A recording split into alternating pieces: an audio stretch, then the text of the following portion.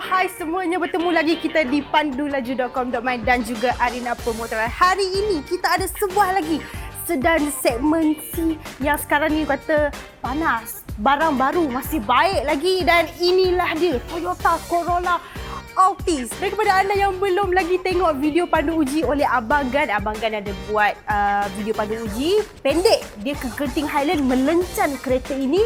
Boleh klik link dekat atas untuk tengok video komen daripada Abang Gan mengenai jentera ini. Dan kali ini dia akan cuba kongsikan perkara-perkara yang menarik ataupun apakah ciri-ciri menarik yang ditawarkan oleh jentera ini.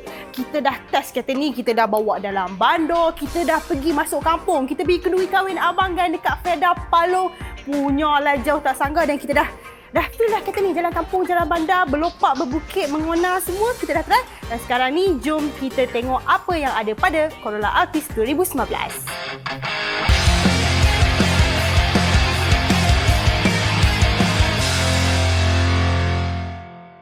Toyota New Global Architecture memang terselah dia punya DNA TNGA tu pada model-model Toyota yang terbaru ni. Seperti yang paling kita dapat saksikan sekarang ni, inilah dia Toyota Corolla Altis yang kata ada rupa yang dinamik, ada yang sporty, modern dan simple. Dan pertama kali kita pandang ke depan dia memang handsome. Sebab apa? Dia ada iras-iras abang dia Toyota Camry. Terutamanya pada grill depan ni warna hitam ni, berjalur-jalur ni, ini sebiji macam Camry punya grill. Kemudian lampu utama dia LED dipadankan dengan lampu nyalaan siang LED dan ada banyak kemasan krom dekat dalam tu. Dekat atas ni pun ada. Dia reka menajam macam tu, memang nampak lagi dia punya dinamik dia tu. Dan keseluruhan dekat depan dia memang orang kata clean, simple, nice and modern. Mana-mana dia bawa kereta ni, diperasan memang ada yang memerhatikan. Waktu bukan Usha dia lah. Usha kereta ni sebab dia rasa memang rupa exterior dia memang sangat cantik. Dan sekarang kita tengok pula dekat bahagian tepi. Dekat bahagian tepi pula kita ada rim alloy 17 inci datang dengan tayar Michelin size 225/45 rim 17. Inilah yang Abang Gan bawa kat Genting hari tu. Bunyi tayar dia tu Michelin, bang. Dan kemudian dekat cermin sisi pula kita ada kamera. Ini adalah untuk view 360 punya kamera. Kemudian kita ada lampu membelok dan tak lupa juga ada blind spot monitor pada cermin sisi.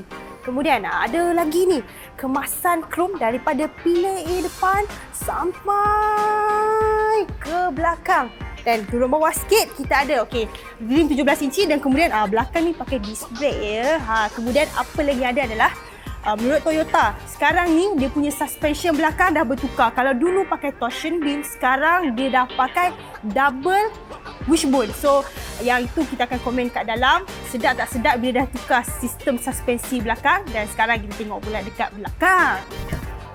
Dekat bahagian belakang pula kita dapat saksikan rupa matang dan belakang pun cantik, babe. Ala-ala Lexus, nampak tak? Macam kita tengok pun memang semua orang cakap ada, nampak dia punya jiwa Lexus dekat belakang tu.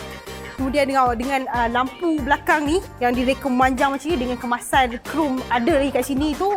Memang kemewahan kereta dia, ada nampak dia punya premium dia tu. Kemudian untuk pengetahuan semua, bagi Corolla Altis ini dia datang dalam dua varian iaitu G dan E sahaja. Dan pilihan enjin ada satu saja iaitu sama dengan Corolla Altis yang sebelumnya iaitu ada 1.8 sahaja. Mungkin ada yang cakap tak ada yang versi turbo ke 2.0 ke kan. Tapi tak apa, untuk bahagian kuasa dan sebagainya kita akan komen dekat dalam. Dan sekarang jomlah kita masuk dalam lah. Masuk dekat bahagian dalaman pula, tak ada apa-apa yang mengecewakan melainkan skrin di sini. Bukan kata kecewa, tapi dia tak faham benda ni. Floating screen dia nampak besar tapi dia tak besar sebab dia punya framing dia tu agak tebal. So mungkin dia bersetuju dengan Abang Gan, dia tak faham kenapa dia punya skrin ni macam ni, tapi dia punya kualiti bagus. Itu saja yang dia nak cakap. Kemudian tak ada apa-apa yang mengecewakan kat dalam ni. Semuanya terasa sangat kemas dan ada ciri-ciri premium. Terutamanya kita dapat tengok kat sini dashboard dia. Semua ni soft touch. Soft touch cuma ada sikit sahaja yang permukaan kasar tapi didominasi dengan kemasan soft touch. Kemudian yang sangat selesa adalah dia punya seat. Seat ini balutan kulit dengan ada double stitching di sini, memang terasa lah dia punya premium. Dan kemudian apa yang kita ada adalah dia ada dashcam untuk bahagian depan dan juga belakang, dan skrin odometer pula gabungan analog dan juga digital. Meter ni cantik. Sekarang ni dekat dalam mode eco dia warna biru, tapi bila kita tekan butang sport dia terus jadi warna merah. Kemudian apa lagi yang kita ada kat sini? Kita ada electronic parking brake, kita ada sport button di sini dan kita boleh tekanlah butang traction control. Kemudian dekat bahagian belakang pula sayangnya kita tak ada USB untuk charge telefon. So kalau orang belakang nak charge telefon, dia kena buka sini, cucuk wire kat dalam ni, tariklah ke belakang. Tapi kat belakang ada corong aircon dan ruang kaki untuk penumpang belakang agak selesa. Dan sekarang kita akan jalan-jalan, akan cerita sikit ataupun kongsi sikit feel pemanduan dengan Corolla Altis ini. Jom sekarang kita pergi jalan-jalan. Okey semua, sekarang kita akan cakap pula bab feel pemanduan dengan Corolla Altis ini. Pertama sekali kita kena start dengan dia punya enjin dulu. Enjin Corolla Altis ini adalah 1.8 liter DOHC Dual VVTi, di mana kuasa yang mampu dihasilkan adalah sebanyak 137 horsepower dan 172 Nm torque, turut dipadankan dengan transmisi CVT 7 kelajuan. Okey, bila bercakap about enjin, kuasa, orang kata macam mana? Kecutan ke? Kuasa dekat highway ke? Okey, secara jujurnya kalau nak cakap kereta ni kau nak speeding sampai orang kata melekat dekat C tu, tak, bukan kertanya. Kereta ni adalah untuk pemanduan yang selesa. Kuasa memadai dan mencukupi 150 km sejam, 160, 140 km sejam dekat highway. Tiada masalah, sangat stabil, sangat selesa. Dan jika kalau kata kita memerlukan kuasa untuk memotong, boleh gunakan button sport mode, tekan saja. Boleh gunakan pedal shift, dan seperti yang anda dengar tu mungkin ada sedikit bunyi ngauman, ini dah salah. Transmisi CVT tak ada masalah. Dan transmisi CVT ini not bad sebenarnya. Dia penugaran gear sangat kata lancar, tak terasa pun. Tak terasa keras ke apa, sangat smooth. Dan yang seronoknya pasal kereta ni, bila kita dekat highway, kita 140 ke 130 ke 110, cabin sangat selesa, tenang dan senyap. Kita tak dapat dengar bunyi angin dekat luar. Cuma apa yang dapat dengarnya adalah bunyi motor lalu kat sebelah. Biasalah motor bising suku kan melotot-lotot kat highway tu, pastilah bunyi dalam kabin sebab kereta ni terlalu senyap. So bila ada bunyi dekat luar macam lori ke kereta pula, motor akan boleh dengar sikit lah. Kemudian macam yang dia ada mention tadi, suspensi. Tengok tu, dia tak bagi signal tu, dia bunyilah sebab kita pijak line.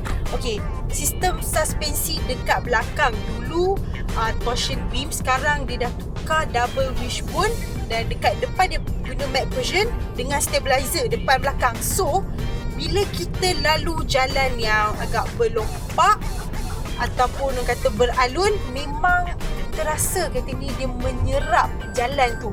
So kita tak adalah rasa keras sangat, tak rasa lembut sangat, which is seronok. Bukan saja untuk pemandu, dia try juga duduk kat sebelah dan dia minta kawan kita Hazri tu untuk drive laju sikit dekat jalan beralun. Selesa tau, duduk kat belakang selesa, duduk kat sebelah selesa, tak rasa kereta ni terlalu berhayun. Dia punya serapan dekat jalan tu rasa sangat selesa. Sebab tu dia cakap kereta ni tenang dan selesa. Selain daripada rupa eksterior dia yang cantik, yang sporty, kabin yang senyap, pemanduan yang selesa, benda lain yang disuka pasal Corolla Altis ni adalah dia punya safety system. So dia datang dengan 7 airbag, dia ada TPMS, dia ada ABS, EBD dan pelbagai lagi sistem keselamatan yang canggih. Dan yang paling penting, dia punya safety system seperti dia ada pre-collision system, dia ada lane departure alert, dia ada dynamic radar cruise control. Yeah. Dynamic Radar Cruise Control. Lepas tu dia ada Lane Tracing Assist. So kesemua-semua ni memang sangat membantu di dalam pemanduan kita, sama ada dalam bandar ataupun jarak jauh.